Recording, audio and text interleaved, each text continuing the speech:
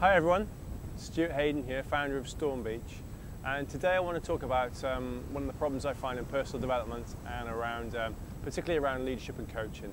I was working with a group the other day of sort of fairly first line to middle level leaders on the leadership program.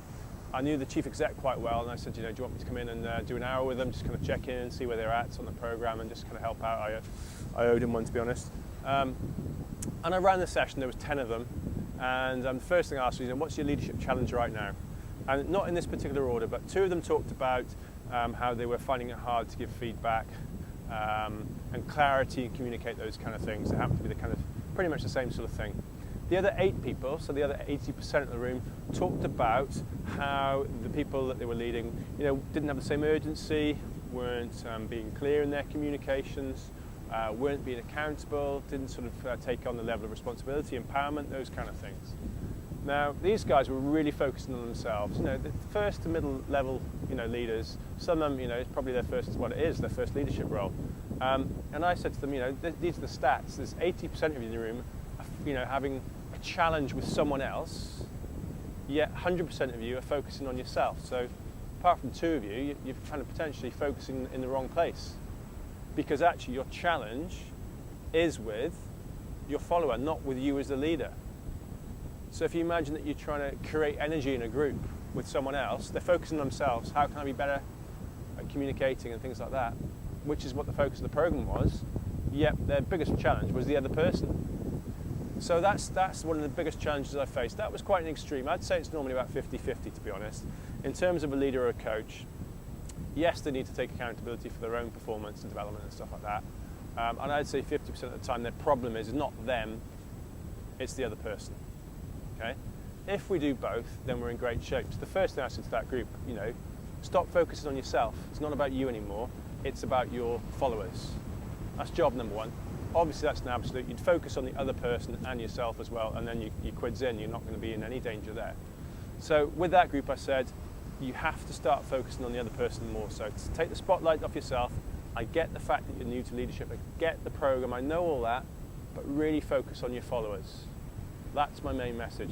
So some of the things I imparted there was, how well would your followers know their direction, their values, their attitudes, their purpose, their identity, those kind of things, and that's really about being authentic. So, is that your problem in the follower? What about change? Someone talked about urgency, and how quickly does this individual respond to change? So maybe that's the area of leading or coaching them to get them to change. What about emotions that crops up all the time? Are they able to identify, know, and manage and share their emotions? So those kind of could be areas. So 3 big areas there, authenticity, change, definitely your emotions. Other things cropped up, that the individual isn't as curious as I am as a leader. We want to get their curiosity going, and why are things the way they are? Why is the business the way it is? Why is their performance the way it is? So really kind of work on their curiosity. Being up for the challenge is an important area as well. Many of these people, followers, just, wouldn't really be taken on a challenging journey as a preference. So, how much challenge can they bring and how much challenge can they respond to? Definitely things like asking questions. So for followers to ask questions of themselves, of others, what's going on for them, what's going for others, what's going on in the business, to kind of generate that as well. Goals was a big area. Many followers didn't have goals, clear kind of direction, career-wise, project-wise, team-wise, whatever that might be. So again, in your following community, look to kind of engender those goals and get those going. Network systems, a big thing here. Many of the followers don't really pay enough attention, in my view, to their networks and what they need to do around them. So it might be going to new meetings, it might be stopping and going to meetings, it might be researching new things, speaking to new people, getting out of different departments, regions, countries, whatever it might be, whatever the situation is, but really expanding their network. All the stuff leaders do, all the stuff these guys were doing on the program, but if they're doing it, what's the point if the followers aren't? And finally, it's about energy, is really creating that energy, the action, that motivation, the enthusiasm for following and being part of a project or an objective, or work with a new client or a process, or an account, whatever it might be.